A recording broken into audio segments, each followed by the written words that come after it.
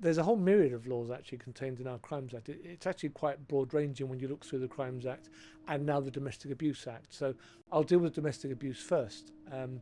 Under the new provisions of the Domestic Abuse Act, for coercive behaviour and controlling behaviour, you can be prosecuted in Gibraltar where acts partially or entirely occur abroad. So you could have a couple who live in Alcadessa who are Gibraltarian, but the husband or the wife is preventing the wife or the husband from leaving the house, or some other type of controlling or coercive behaviour.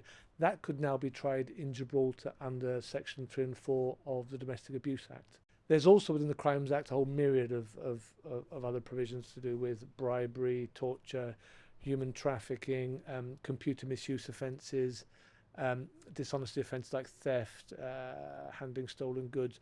All of those have hooks to Gibraltar. So either the act must have taken place wholly or partially in Gibraltar, or it involves a Gibraltarian resident or a Gibraltarian, or now it's been amended, some of the provisions for ordinary residents in Gibraltar. So there's a whole myriad of types of offences in the Crimes Act that can bite if you do things outside of Gibraltar.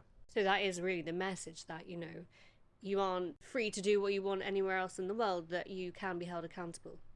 And that's right. And the principle behind the extraterritorial effect of these laws is that Gibraltar as a society controls its own. So we control our people and we're responsible for our people. And if our people commit certain crimes abroad, we can bring them to task here in Gibraltar. And I think that's an important role that we have to play.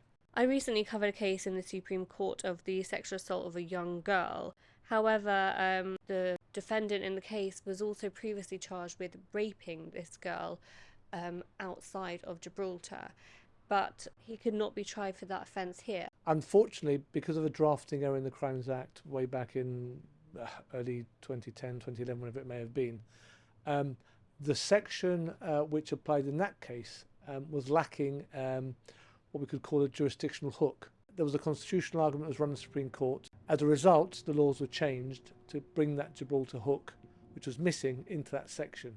It wasn't missing in other sections, it was only missing in that particular one. So that led to identifying an important change in the law to catch that one for future.